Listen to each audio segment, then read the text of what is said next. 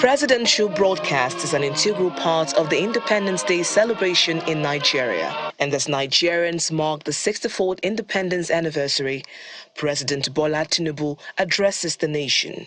Fellow Nigerians. First, President Tinubu acknowledges the economic hardship experienced by citizens, such as the rising cost of living, unemployment, and insecurity challenges. He promised to address them soon.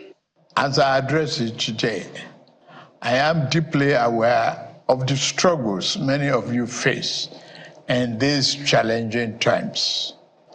Our administration knows that many of you struggle with rising costs and the search for meaningful employment. My fellow Nigerians, please be assured that we are implementing many measures to reduce the cost of living at home. Aside from the issues of economic hardship, President Tinubu announces plans for a national youth conference aimed at discussing issues affecting young Nigerians and addressing them. We lead today with the future we wish to bequeath to our children in focus, recognizing that we cannot design a future that belongs to them without making them its architects. Considering this, I am pleased to announce the gathering of a national youth conference. This conference will be a platform to address the diverse challenges and opportunities confronting our young people. The government will thoroughly consider and implement the recommendations and outcomes from this forum as we remain resolute in our mission to build a more inclusive, prosperous, and united Nigeria.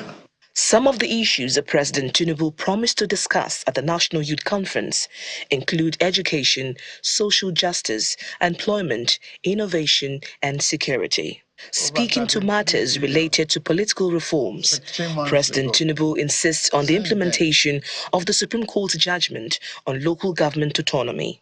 As part of our efforts to re-engineer our political economy, we are resolute in our determination to implement the Supreme Court judgment on the financial autonomy of local government. The president further highlighted the progress made in the fight against insecurity, fiscal policies, divestment in the oil and gas sector, as well as government's responses to natural disasters, such as the recent flooding in some parts of the country. As Nigerians across the country mark the 64th Independence Day anniversary, the coming days are expected to unveil the impact of the plans and initiatives of the government to address the nation's challenges. Okay, so that and many more we're focusing on this morning. Mr. Ikeazu Akaraiwe is here with us. He is a senior advocate of Nigeria. Good morning, and thank you for coming on today. Good morning. Nice to be here. Yeah, and I don't know, how was your celebration? Was there really celebrations for you? What changed for you in terms of how it was then and then these days, if I could say that? A lot of sadness. Oh.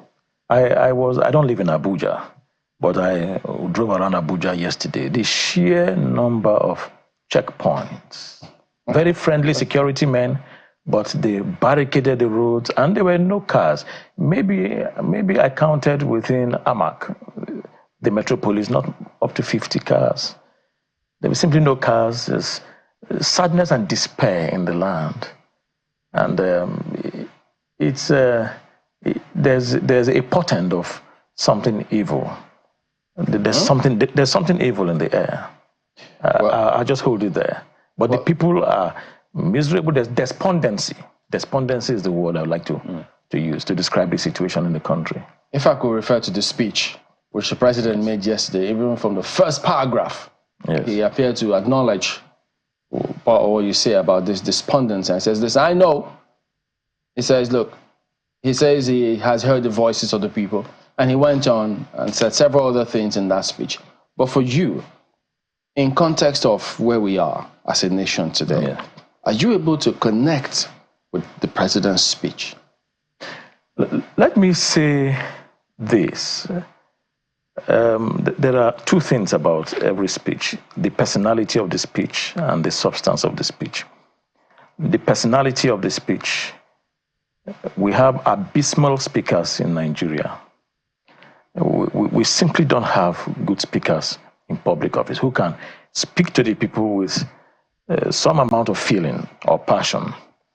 I don't know the last time I listened to a president. I was 13 when Murtala Mohammed became the head of state, and that was a passionate speaker for me. We were all so gripped. His 6 months, I don't think with the benefit of hindsight that he was a great leader now, but his speaking, and speaking is a subset of leadership. When Buhari was the president, I needed an interpreter to know what he was saying, and I could go on and on and on. This is the clearest speech of the president. He normally speaks with a slur. He managed to be a bit clear. So the personality of the speech, well, he was clearer than he usually is.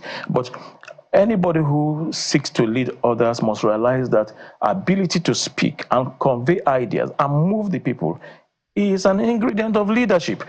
And you must get people to teach you to speak. They're experts. You know, I once read a book on newscasting, and I was amazed to read that the newscaster, when it's time to read sad news, he drops the voice and he goes sad. And when it's time to read happy news, he goes, upbeat, And I said, so even that thing we see on TV, there's even a method to it. To be a leader, you must be able to communicate ideas effectively and move the people that you feel their pain. Okay, look at, he said to us that things are difficult for you. I'm aware that things are difficult for you. How can he tell us things are difficult for you? Things are difficult for us. He must identify. Things are difficult. The cost of living has gone so high for all of us. But he said for you. So the president, whoever wrote that speech, and whoever his handlers, did not point out to him that you are the number one citizen, you are the chief servant. In their afflictions, you are afflicted. In the sufferings of the people, you show that you are a part of it. So he says we are not unaware that things are difficult for you. That simply says there's a gulf between the man who leads us and us. It should be, things are difficult for all of us. I feel your pain. We feel your pain. We are part of it. When you talk about them speaking to the people, and what it should portend, the way leaders speak to the people here, but that on the one hand, but on the other hand, how do you see, will people be able to connect to that even if they speak very well? Because how people look at them, they look at the leaders and see what they do.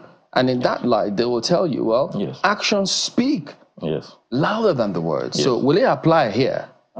Thank you. Certainly it's difficult to connect with the speech. Certainly, for a number of reasons. For instance, the president informing us about national honors to the Chief Justice, the President of the Senate, the Deputy Speaker, and all that. It was a missed opportunity. Nobody in Nigeria cares about that. Nobody is going to connect about it. Yes, the Chief Justice, all CJNs get GCFR on the day they are sworn in. GCUN, yes. Yes, but now, what he could have said is that we have to encourage citizens.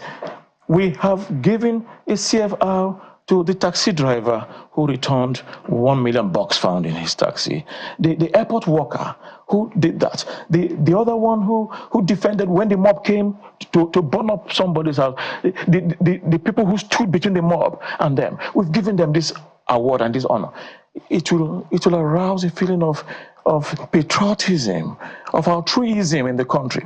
But you're telling us that the bourgeois, the ruling class, you've decided to give them this award. Who wrote that speech? So I'm just isolating that incident, that little one, to say that it is difficult to connect with such a speech. And you're right, no matter how well delivered a speech is, if it is low on substance, it is low on substance. But when a speech is delivered with feeling and passion, not without sentiment, when it's delivered with feeling, you may find that it moves the people. Oh, the president, the government, they are doing something about what is going on. But that was missing in that speech. Listen to, I don't want to go to America. We refer a lot to America. We've had leaders in Africa who, when they look at Museveni of Uganda, you hear him address his people, the passion and the feeling when he's speaking to his people. Look at the man in Rwanda, Kagame. So that is certainly missing here. All said and done, it is difficult. It was a wasted opportunity, a missed opportunity, and I cracked a joke in my heart to say, why don't we just abolish Independence Day speeches? Let's just forget it. Let's stay in our houses, because it has become routine. It's something that I must do, and then you just come and rehash the words that have been said before.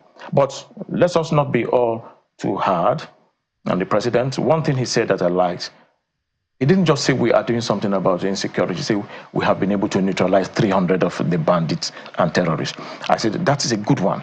300 is an awfully small number, but it was nice to hear that you even have a figure. We have neutralized 300, and that you didn't say it was 3,000 or 300. It was a small figure, and that showed that there was some truth to it. So I like that. But what I had a problem with was the rest of it.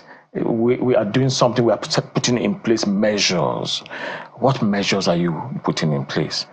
The first measure I want to hear is that I'm a successful businessman, successful accountant, and I have decided to put aside, let me just take a figure. Let me just choose a figure.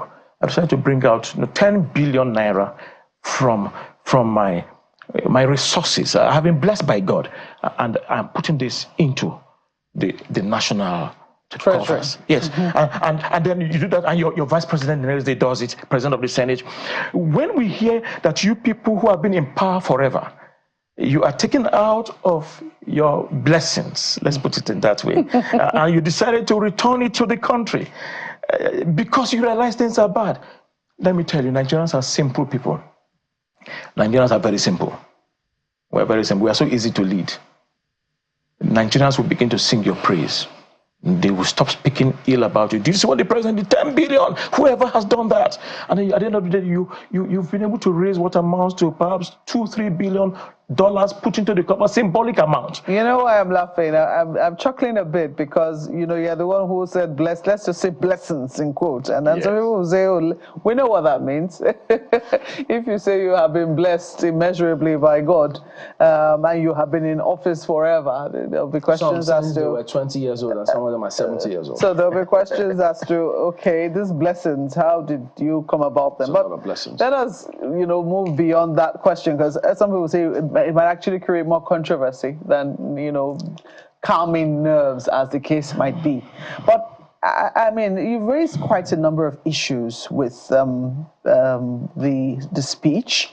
You say that the speech is a bit out of touch. You're taking, issue with the fact that in the very first sentence, when he says, I'm deeply aware of the struggles that many of you face in these challenging times. Now, if he had said many of us, realizing very critically, that there have been criticisms that this administration hasn't exactly shown that it understands the times that we're in, especially with some of the priorities that we've seen, come up, a new jet, even a new vehicle for the president, etc. There have been criticisms in that regard. Would that really have been truthful? I mean, wouldn't we also have taken issue with that to say, which us are you referring to? Because clearly, there is a gulf between, and you just referred to blessings, and you believe that, there are certainly the people who are currently in power today, I I think it was the president's wife who has said over and over again that the president doesn't need our money, that we have been blessed immeasurably. So we didn't really not have been hypocritical, assuming he had said, I realize I'm deeply aware of the struggles many of us face in these challenging times. Who is the us? Yes, okay, let me rephrase. I am not unaware of the challenges we all as a people are facing, some more than others. In your sufferings, I am suffering too. In your afflictions, I feel your affliction. But has he been able to demonstrate that, or would that just be words? Excellent, good. So, what he might also have done in that speech is to say that we are also not unaware that the preponderant feeling of the Nigerian is that we have not identified with the suffering of the people. I'm not unaware that there's so much criticism about my getting a new jet. While I understand the feelings of Nigerians, that at this stage in our national economy, the office of the president had to get a new jet. But this is the situation which informed it. And then he concludes that thought with, it will be a disaster if there's an air mishap with the president on board. We have 8 planes. I don't know how many planes they have, but we have, for example, 8 planes in the national fleet.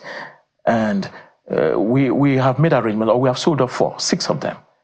We have sold off 4, and from the resources, we hope to recoup some of the cost of the new plane. But it is important that a president of a nation like Nigeria, easily the largest African nation, easily the largest black nation in the world, they should have a plane which is beyond reproach. I apologize for the timing of the purchase, but it was something we couldn't avoid. That would be such a feeling, that would be a democratic leader, not an imperial majesty. Well, I mean, so I think the president's speech writers will, I wish they're watching this program. I'm sure they can learn a thing or two. Know who they are, sir? But let's take a look. They can come to me for tutorials, free of charge. Free of charge, that's my patriotic duty. You just heard that, free of charge, FOC, he says. But you know, there are so many parts of this speech which I'd like to take on with you. One of them, I think you already highlighted, the fact that you know, things are really rough for a lot of Nigerians. Majority of Nigerians are going through hell in this season, and we know that what has brought us to where we are today is not something that has happened in the last 1 year or 2 years. We are aware that we were well on the way to this point many years back. At least for as long as I've been on this job. And it was long foretold that if certain steps were not taken to avert disaster day, this is where we will get to. Would you really say that, you know, anything that anybody is going to say right now will actually affect, you know, how people really feel? Because this is the reality that they have to go through. This is the reality that they're facing on a daily basis. Food prices are out of their reach. Transport fares out of their reach. School fees, health. These are services that they can barely afford to pay for. Is there anything that anyone really could have said, especially someone at the level of the president who is not buying his food, who is not paying for transport? Is there anything he really could have said that the average Nigerian can say, okay, well, I can hold on to this? Speaking, public speaking contains a lot of potentials. And the better a speaker, the more sincere, the more feeling a speaker is, the more it moves the people. It can bring about change. Hitler defeated every nation in Europe except England, little England. And it was the personality of Winston Churchill and those his nightly broadcasts addressing England every day. I promise you sorrow, tears, and blood. He didn't say, oh, Hitler used to say, there's going to be sorrow, there's going to be tears, there's going to be blood, but we're going to overcome. Well, we shall overcome.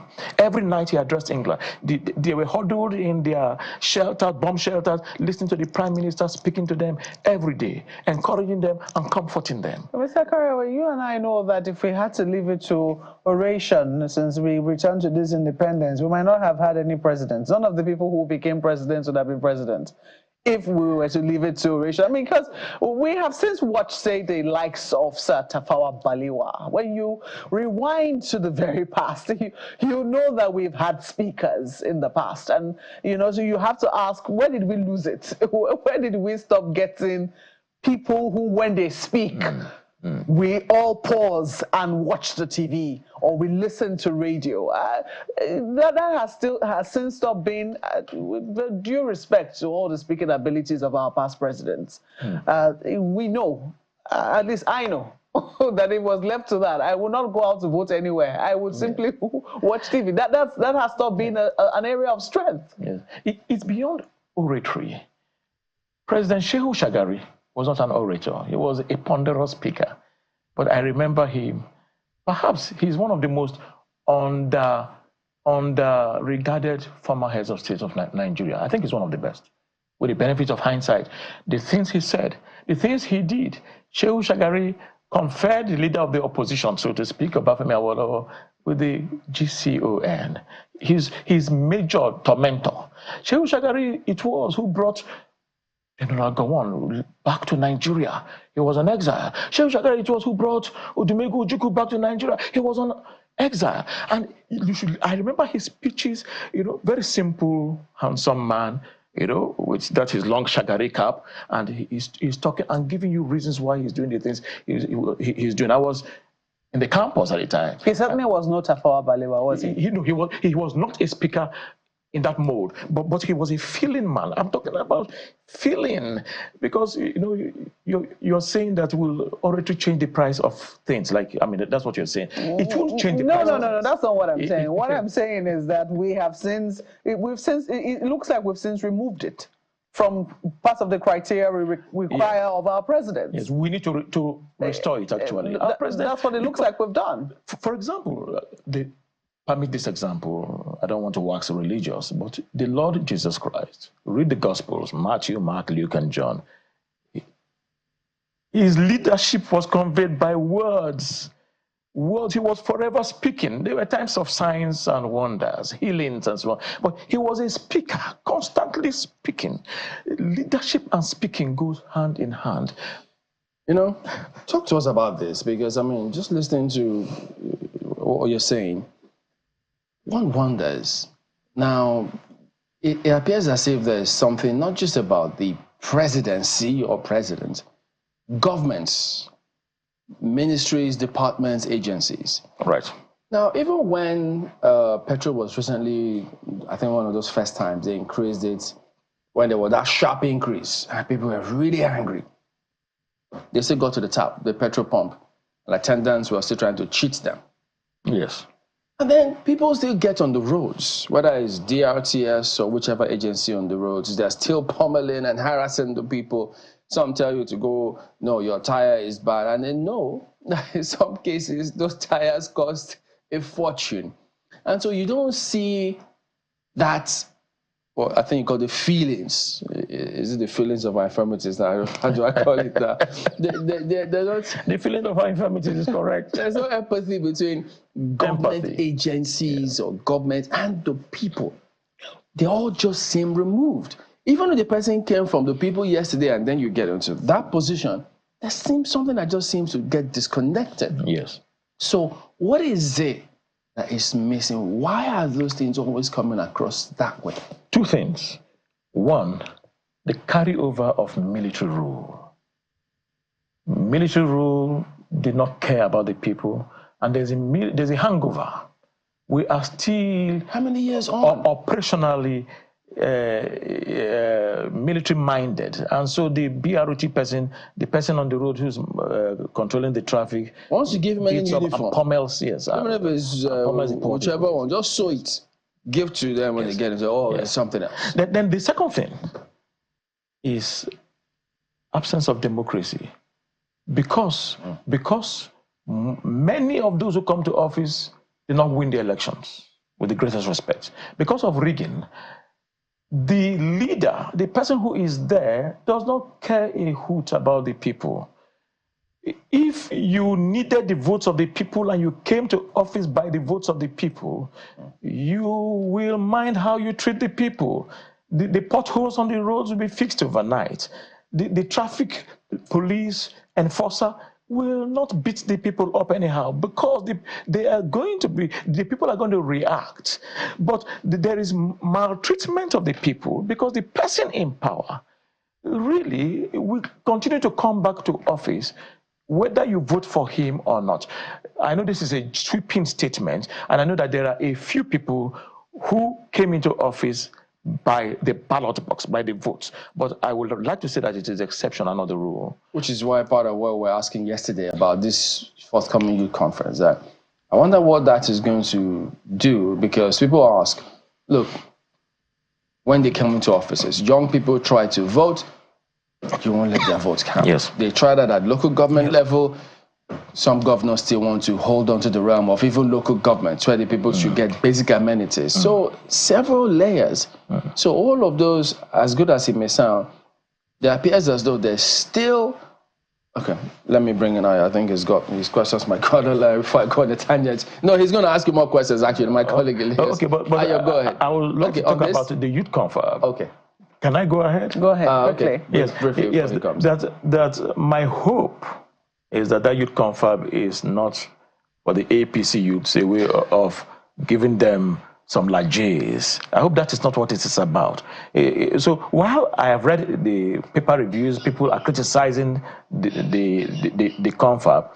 The first thing government should do, get the leaders of NSAS, the 2000 October NSAS, get the leaders, ensure they are there and ensure that they are not arrested.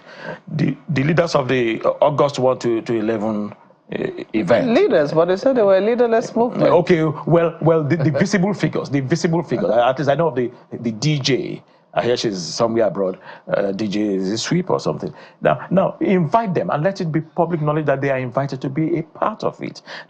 Because these are the people you go and get. I'm sorry for my language. You can get non-entities and put them there. They're all of them are party aficionados, and you give them plenty of money, and they come and praise the government from October 1 to the end of October. You've wasted our time. So let the government show some altruism, show some feeling again, that word again. Bring in people, this August 1 to August 11 people, those people you arrested and you are trying for treason. Bring them out and put them in the confab. Give them a pardon immediately. Put them there in the confab. Let them speak. Let us have dissenting voices. You know, Mr. Karewe, one of the things that I see... And we will respect the confab. Yeah. My apologies for butting in, Mr. Karewe. I think one of the challenges is something you started with, which is communication. The fact that, first of all, the president indeed empathized, so to speak, with his opening speech. And you also noted that the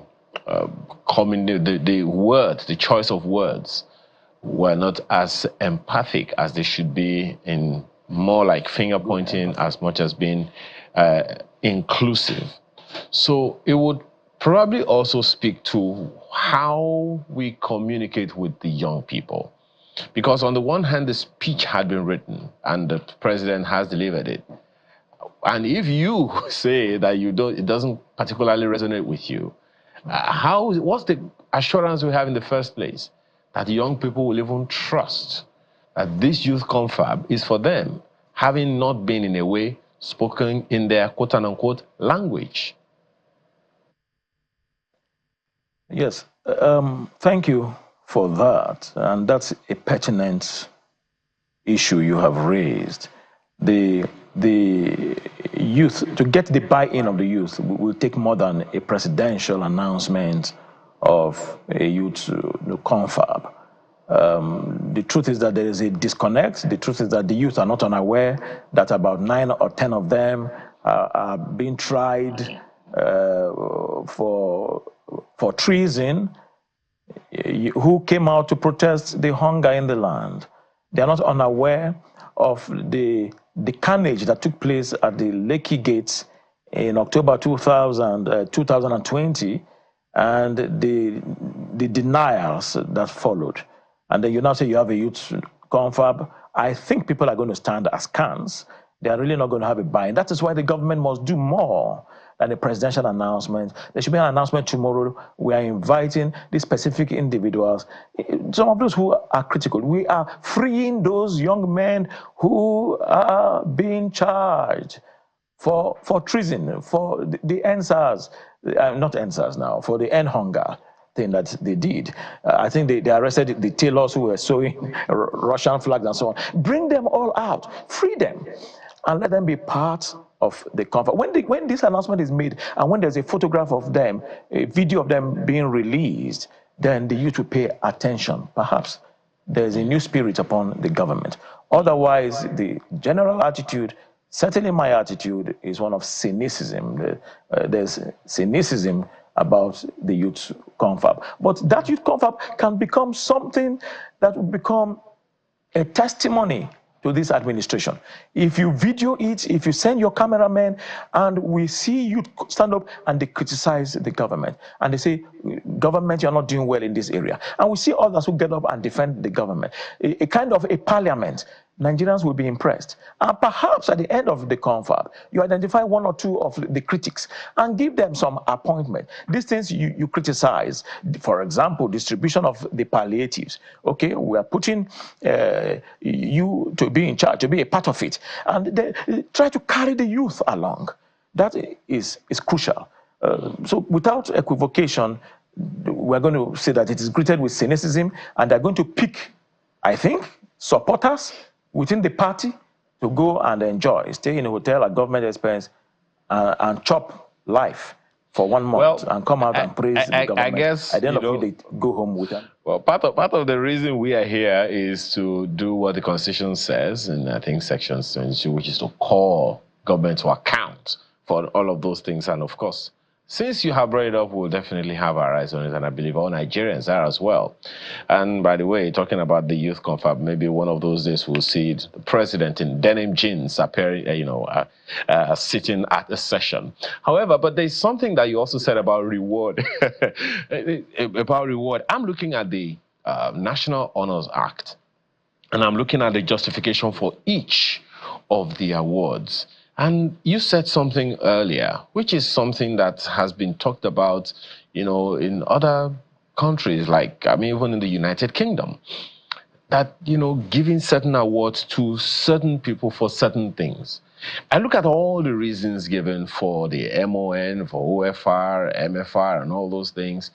Hardly do I see any award for anyone who has been a good Nigerian, who has returned money, who has given Nigeria a good name, who has excelled in their fields one way or the other. Those who excel in their fields, they definitely have a category. But for being good Nigerians, for being patriotic, for returning money, for not being corrupt, we do not see those in the National Honors Act, which of course dates back to 1964. Do you think it is something that can really, really help to raise the patriotic consciousness of Nigerians? What do we need to do if you believe so? Yes, what do we need to do? The first thing definitely is to amend the act to expand the scope of those who deserve national honors. It is very sad that the national honors has become politicized, and you see the OFRs and the OONs after the names of those who are close to government. I understand that every state has a certain number of names they should submit, and the states submit always the politicians or those close to them. And it's another missed opportunity for us to whip up the sentiment of patriotism. It's a missed opportunity again, because if a school teacher who has served faithfully, who was that woman in Borno State who Governor Zulum identified an Igbo woman who has been teaching in Borno State forever. And she's always the first to come to school. And it was all over the press a couple of years ago. You would think that the next set of national awardees and an Igbo person in Borno State who comes to school by 7 a.m. and teaches, and in spite of the terrorism in that area, did not run away like the others, but stayed there. You would think that she will have an OON after her name. You have an OFR. What is the worth of the OON? There's no money attached to it. But there's something about it that an Igbo, a Yoruba, Isha, Ikwere, who lived in this part of the country forever, and is so dutiful that the governor singled out. The governor went to the school and said, hey, what a great citizen you are. It was all over the press. Yeah. Why doesn't she have an OON? Then the next thing they give it to a politician. Or big question. It would seem that was one of the areas where the Buhari, sorry to interrupt your question, right. But it would seem that was one of the areas where the Buhari administration was getting it right, at least until the very last minute when it decided to dish it out, to the usual suspects. But it would seem that they were a little more intentional about giving, using it as a reward to recognize true effort, people who were actually wearing the Nigerian flag proudly and trying to change the narrative of Nigerians and who we are.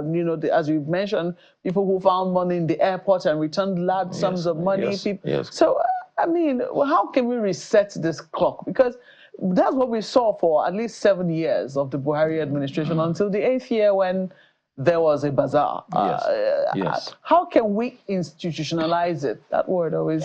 I think that President Tinubu should do this one thing. The award he's going to announce in the next couple of weeks, apart from the 5 or 6 names he mentioned, let him drop all the politicians there, all the party faithfuls, all his friends, drop them from there and go and pick the taxi drivers, the street sweepers. Go and pick the farmers. Go pick them. The soldiers who are laying down their life every day. The policemen. Is there no intelligence on a policeman who refuses bribes? If they don't know some, I know 1 or 2. Give them these awards. Do it this year. Do it next year. And that symbolism alone will create a whiplash of patriotism. Just one more thing before you go. If it's true, as some have alleged, that the ways and means has not been cleared, as the president said, what would your thoughts be? That the ways and means? Yeah, you see, he announced yesterday that they have cleared the ways and means debt of over 30 trillion naira. Yeah. Now people are saying, no, that's not correct. That has not been cleared. And one lawyer says, look, he has it on good authority that it has not been cleared. Well, my lawyerly instincts kick into play immediately. He who asserts must prove. That's the Evidence Act, sections 131, 132 of the Evidence Act. He who asserts must prove. The president says 30 trillion naira ways and means has been cleared. He's the president, but there is, I'm afraid, a deficit of confidence, a trust deficit. So let him show us proof. Then Nigerians who are saying that it's not being cleared, show proof. Like the lawyer who says, I have it on good authority, it's not being cleared. Give us your good authority. But the president needs to go 1 mile extra because there is a deficit of confidence in government generally, not just his government. Okay. And then show us the facts and figures. Thank you for coming on this morning, Mr. Ikeazo Akariwe, Senior Advocate of Nigeria. Always a pleasure to have you on. All right, so let's go ahead now for Business Morning on Sunrise Daily.